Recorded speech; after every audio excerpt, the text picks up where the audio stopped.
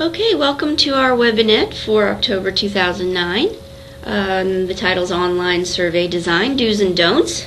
My name's Michelle Peterson, and I'm a user experience specialist here at Usability Sciences.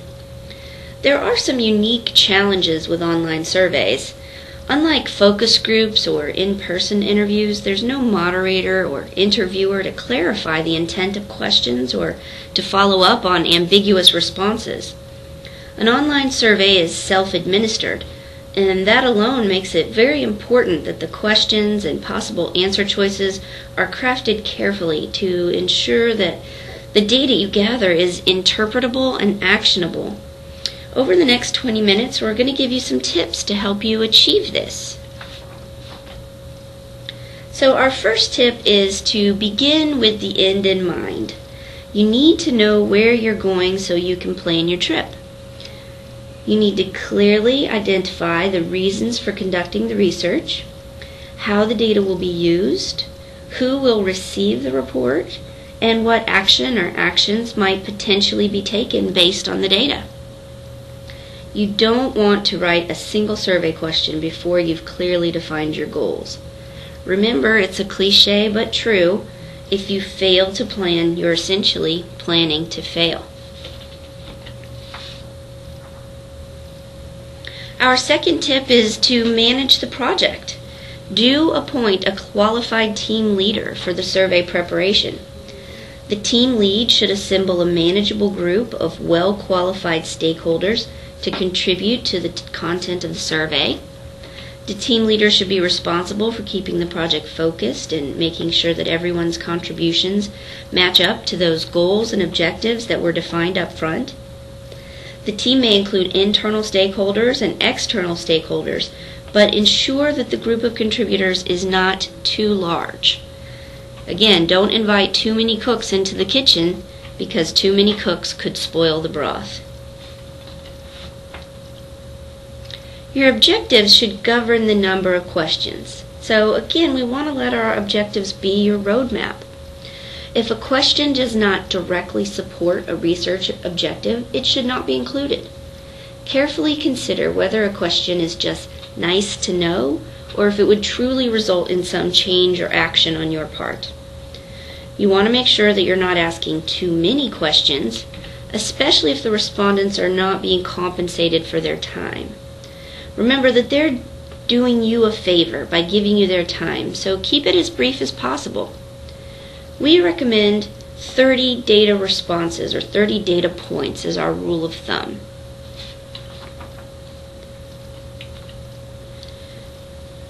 You want to use the right tool for the job.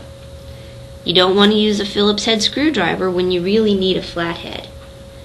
There are various types of questions in our toolbox.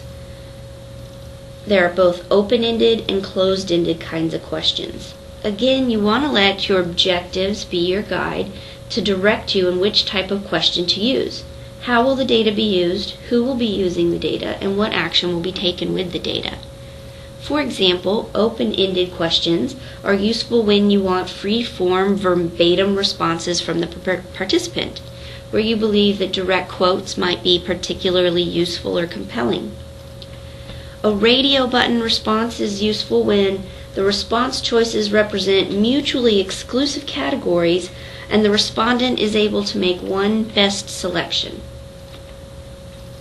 A drop-down can be useful when you again have those categorical responses and there can be only one selection, yet the list may be long.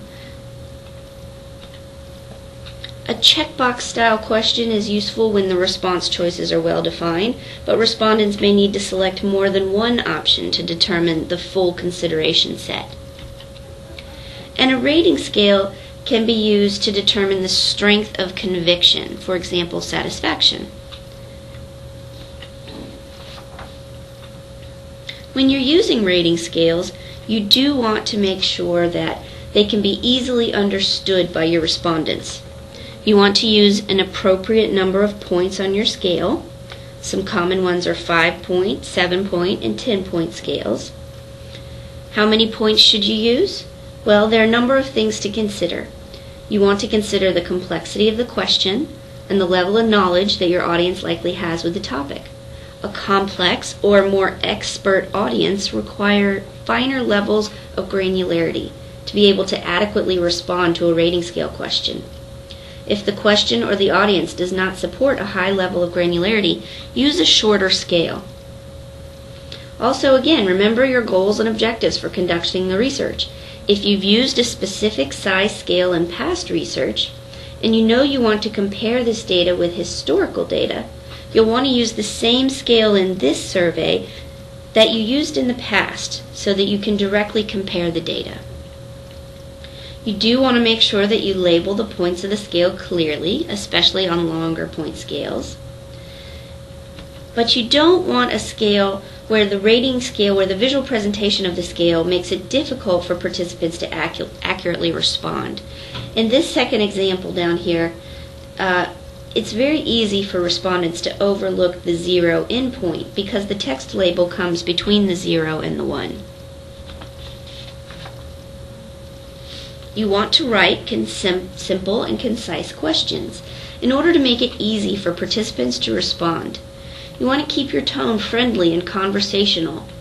Don't want to get long-winded. You don't want to use industry terms or your internal jargon that makes sense only within your organization. And consider your audience when writing questions. For a general consumer-oriented survey, aim to write to the 6th grade comprehension level. On the other hand, if you're sending out a survey to medical professionals, a higher reading level may be assumed. For example, let's say you own a men's clothing boutique and you want to know where your visitors shop for neckties. You could phrase the question as, from which type of merchandiser do you purchase neckties? Please check all that are applicable. However, it would be better to say, where do you shop for neckties? Please check all that apply. This is more friendly conversational language. As I mentioned, you want to write simple, concise questions, but we don't want to compromise clarity. So if you need more words to make sure participants properly interpret your question, by all means use them. So for example, we often want to ask about participants' experience with search. We might say, we noticed that you searched for neckties today.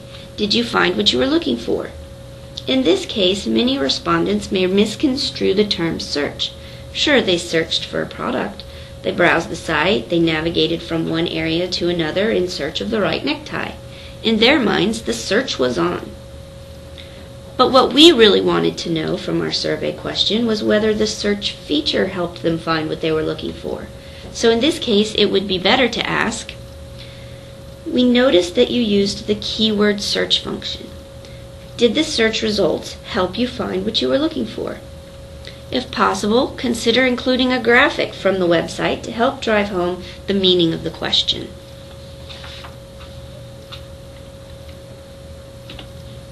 We want to avoid double-barreled questions. You don't want to write questions that need more than one answer. For example, if we ask, how often do you shop for neckties and belts?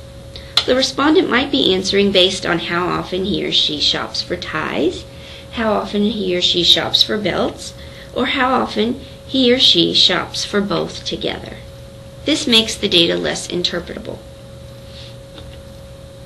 As we mentioned earlier, we do want to streamline the number of questions, but not at the expense of gathering uninterpretable data. So if you need to include 2 questions, please do so. That way you can avoid having double-barreled questions in your survey.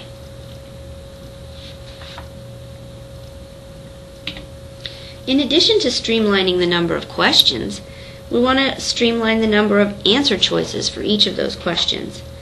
This makes it quicker and easier for participants to respond and ultimately leads to better data. Back to our men's clothing boutique example, if you want to know about the brand of ties your customers prefer, you wouldn't want to include your store's entire catalog of neckties.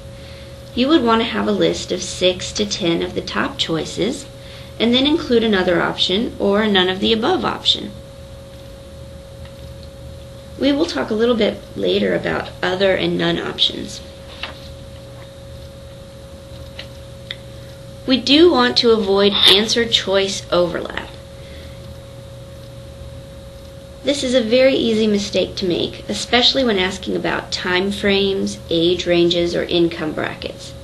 So in our first example here, let's say I'm a respondent reading a question about the last time I bought a necktie. If my last necktie purchase was 2 months ago, which option do I pick here? 1 to 2 months or 2 to 3 months?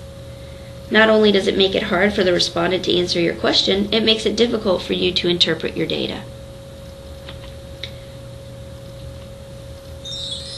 In our second example, there's no overlap in time frames. So don't forget to check your work. And again, we're going to talk a little bit more about proofreading in a little bit. You do want to make sure that you cover all of your answer choice spaces. You want to make sure that you do provide an other or a none of these when it's appropriate. Most often you would want to include an open text field along with the other selection choice. This provides participants an opportunity to specify exactly what they mean by other. Or you may want to offer a none of the above when that's appropriate. On checkbox style questions where participants can select more than one response, you'll want to make sure that you programmatically disable all the other answer choices once none of the above is selected, and vice versa. It doesn't make logical sense, for example, to allow someone to select boutique clothing stores and also none of the above. There are also occasions when it's appropriate to include a prefer not to answer choice, when the content may be more sensitive, like income, age, or ethnicity.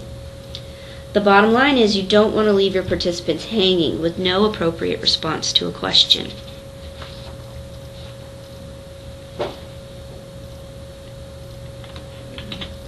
So what do you do if your survey has more than one audience type or market segmentation?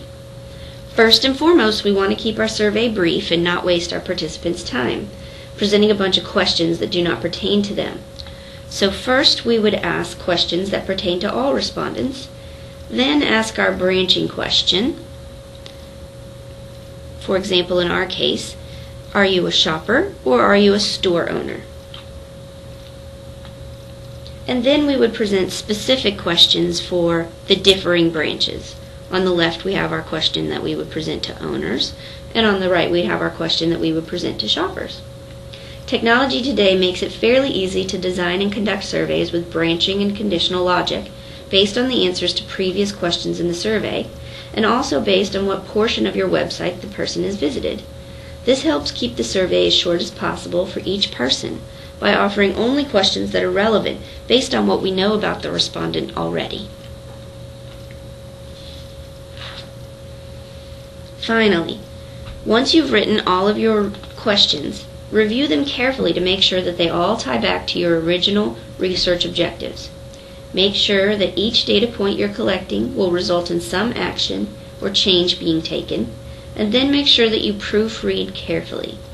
It's very easy to cut out this step, especially when timelines are tight, but I urge you never to skip this step. Spelling and grammatical errors present an unprofessional image and ultimately detract from your brand and make respondents less likely to complete your survey. When you're proofing, you do want to make sure that you read the questions aloud.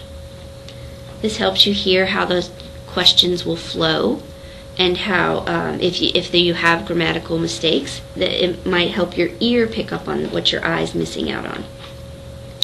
You do want to follow the logic in every conditional or contextual question for its appropriate action. Make sure that those are operating correctly in your survey. You always want to run a spell check, but you want to read for errors as well, because spell check, as we all know, is not infallible, and it doesn't pick up on things like there, T-H-E-I-R, versus there, T-H-E-R-E.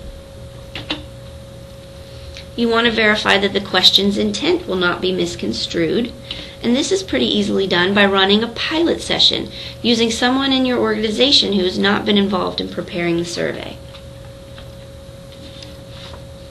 And finally, in our presentation, we do have an appendix, some examples of surveys that contain questions that are difficult to answer.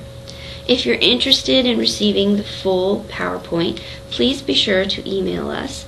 You can email tomcherry tcherry@usabilitysciences.com, and we can send you a PDF version of this presentation. Thank you very much.